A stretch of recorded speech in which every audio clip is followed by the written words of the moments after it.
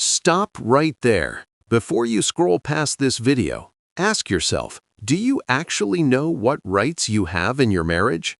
Because in 2024 and 2025, several states changed their marriage and divorce laws in ways that could affect millions of American couples, and chances are nobody told you about it. Whether you're happily married, going through a rough patch, or just thinking about tying the knot, what I'm about to share could save you thousands of dollars and years of heartache. Stay with me, because some of these changes are absolutely shocking. Hey everyone, welcome back to the channel. If you're new here, I break down complex legal topics into information you can actually use in your real life. Today we're tackling something that affects over 130 million married Americans, the recent changes to marriage and divorce law across the United States. Now, I know legal talk can be dry, but trust me, this affects your money, your kids, and your future. So let's dive in. Let's start with something that's changing the game for a lot of couples: alimony reform. For decades, alimony, also known as spousal support, has been one of the most contentious issues in divorce. Traditionally, if you were the higher-earning spouse, you could be on the hook for permanent alimony, sometimes paying your ex-spouse for the rest of your life, even if they remarried or were perfectly capable of working. Well, several states have said enough is enough. Massachusetts, Florida, and a handful of other states have reformed their alimony laws to make them more fair and realistic for modern marriages. The biggest change? Permanent alimony is becoming much rarer. Instead, courts are now looking at alimony as rehabilitative, meaning it's designed to help the lower-earning spouse get back on their feet, not to maintain their exact lifestyle forever. Here's what this means in practical terms. Let's say you were married for 15 years and your spouse stayed home with the kids while you built your career. Under the old system, in many states, you might pay alimony until one of you died or your ex remarried. Under these new reforms, the court will typically award alimony for a specific period, maybe 5 to 7 years, giving your ex-spouse time to get training, find work, and become self-sufficient. The courts are also considering factors like whether the spouse receiving alimony is even trying to become self-supporting. Another massive shift is happening with prenuptial agreements. These used to be seen as something only the ultra-wealthy needed, or as a sign you didn't really trust your partner. But attitudes have completely changed, especially among millennials and Gen Z, who are getting married later in life with more assets already accumulated. Courts across the country are increasingly upholding prenuptial agreements, even when one party later claims they signed under duress or didn't fully understand what they were signing. The key is that both parties need independent legal counsel when signing the prenup, and there needs to be full financial disclosure from both sides. If you've got those two elements, courts are now much more likely to enforce whatever you and your spouse agreed to before marriage. What's really interesting is that prenups aren't just about protecting wealth anymore.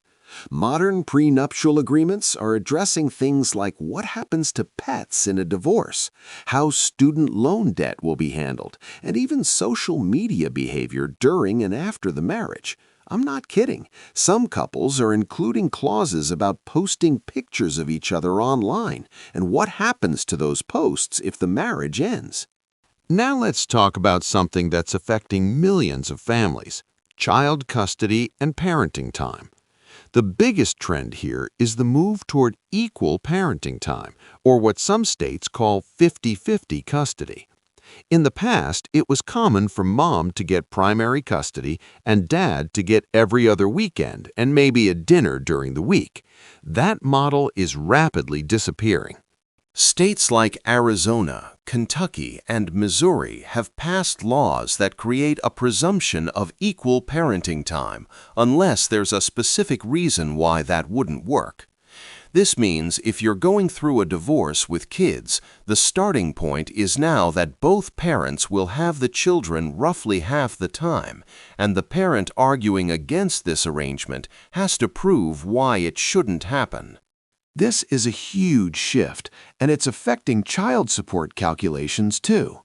When both parents have equal time, child support payments are often reduced significantly or eliminated altogether, with each parent responsible for direct expenses during their parenting time. However, some states still calculate support based on income disparity even with equal time, so this varies depending on where you live. Speaking of child support, there have been changes there too. More states are allowing modifications of child support when there are significant changes in circumstances, and they're making it easier to do so. Lost your job? Got a major pay cut? Had another child? These are now more readily accepted as reasons to modify your support obligation, and some states have streamlined the process so you don't need to hire an expensive lawyer just to file the motion. On the flip side, states are also getting much tougher on enforcement. If you're behind on child support, many states now have the authority to suspend your driver's license, your professional license, and even your passport. The federal government has also gotten involved, intercepting tax refunds and stimulus payments to cover unpaid child support. The message is clear: child support is not optional. One area that's getting a lot of attention is cohabitation and common law marriage. Here's something that surprises a lot of people. If you live with your partner long enough in certain states, you might actually be legally married without ever having a wedding or getting a marriage license. Only a handful of states still recognize common law marriage, including Colorado, Iowa, Kansas, Montana, Oklahoma, Rhode Island, South Carolina, Texas, and Utah, plus the District of Columbia. But even if you're not in a common law marriage state, living together can have legal implications, especially if you break up. Some states now recognize something called palimony, which is like alimony but for unmarried couples who lived together. If you've been financially supporting your partner or they gave up career opportunities to support your household, they might have a claim to financial support even though you were never married. The pandemic also accelerated changes in how divorces are processed. Virtual court hearings are now common, and many states have streamlined their uncontested divorce procedures. In some states, if you and your spouse agree on everything, you can get divorced without ever setting foot in a courtroom. You file your paperwork online, and a judge reviews and signs off on it remotely. This has made divorce faster and cheaper for couples who can work things out amicably. Property division is another area seeing changes, particularly around digital assets. We're talking about cryptocurrency, NFTs, online businesses, social media accounts, and even airline miles and credit card points. Courts are now regularly addressing how to value and divide these assets. If you've got a YouTube channel that generates income or a significant cryptocurrency portfolio, that's going to be considered a marital asset subject to division. Retirement accounts are also being treated differently. More courts are recognizing that the career sacrifices one spouse made to support the other's career growth need to be compensated, even if it means giving up a larger share of retirement funds. There's also increasing recognition of the value of unpaid labor in the home. If one spouse stayed home to raise children and manage the household, courts are more likely to view this as a contribution equal to the financial contribution of the working spouse.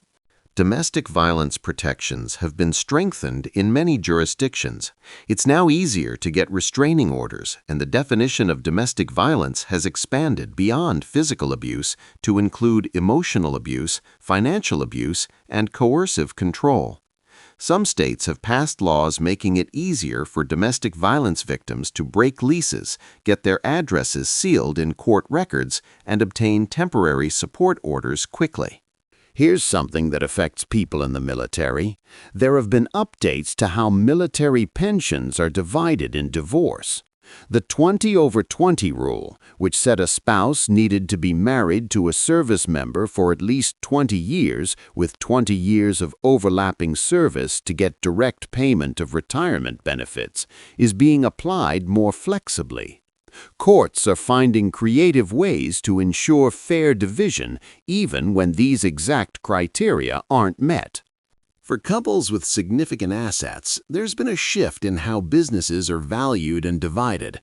Courts are increasingly willing to award one spouse the business and compensate the other spouse with other assets or a buyout payment over time, rather than forcing the sale of a thriving business.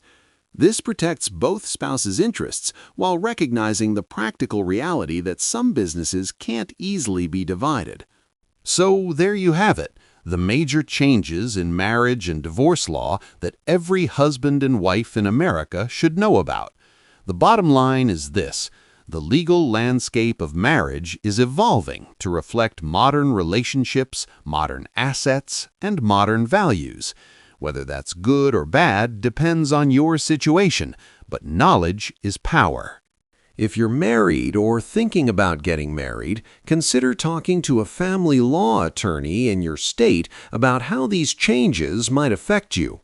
And if you're going through a divorce, make sure your lawyer is up to date on these recent changes because they could significantly impact your case. If you found this video helpful, please give it a thumbs up and subscribe to the channel for more legal breakdowns that actually matter to your life.